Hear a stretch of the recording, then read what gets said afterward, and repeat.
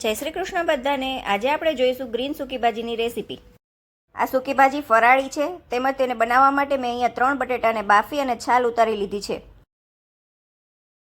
હવે અહીંયા આપણે ગ્રીન સૂકી ભાજી માટેનો મસાલો બનાવીશું। તેની માટે મેં તીખા અને મોળા બેઉ મિક્સમાં મરચાં લીધા છે। અહીંયા મેં 4 થી 5 મરચાં લીધા છે।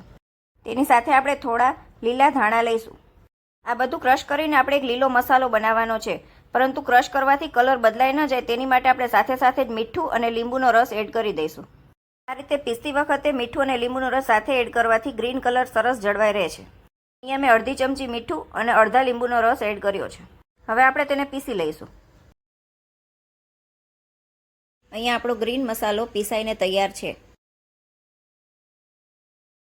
સૂકી ભાજી બનાવવા માટે અહીંયા એક જાડા તળિયાવાળું લોયું લીધું છે, જેમાં આપણે 2 થી 3 ચમચી તેલ મૂકીશું। તેલ ગરમ થાય પછી તેમાં અડધી ચમચી જીરું એડ કરીશું। જીરું થોડું તતડે અને આછા ગુલાબી કલરનું થાય પછી આપણે તેમાં મીઠા લીમડાના પાન અને પીસેલો ગ્રીન મસાલો એડ કરવાનો છે। આ મસાલાને આપણે 1 મિનિટ માટે તેલમાં સાંતળીશું। આપણે બાફેલા બટેટાને સમારી અને એડ કરી દઈશું। તેની સાથે અડધી ચમચી ખાંડ પણ એડ કરીશું।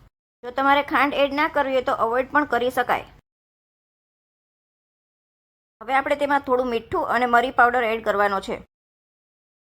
મીઠું પહેલાં ગ્રીન મસાલો પીસતી વખતે એડ કર્યું છે, તેથી જરૂર પ્રમાણે જ એડ કરવું।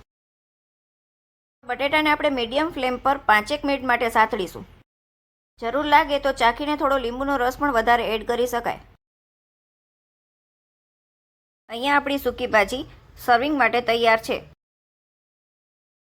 લીલા ધાણાથી ગાર્નિશ કરી અને આપણે સર્વ કરીશું। જો તમને રેસીપી ગમી હોય તો વિડીયોને લાઇક તેમજ શેર કરજો, તેમજ મારી ચેનલને સબસ્ક્રાઇબ કરજો। Thank you.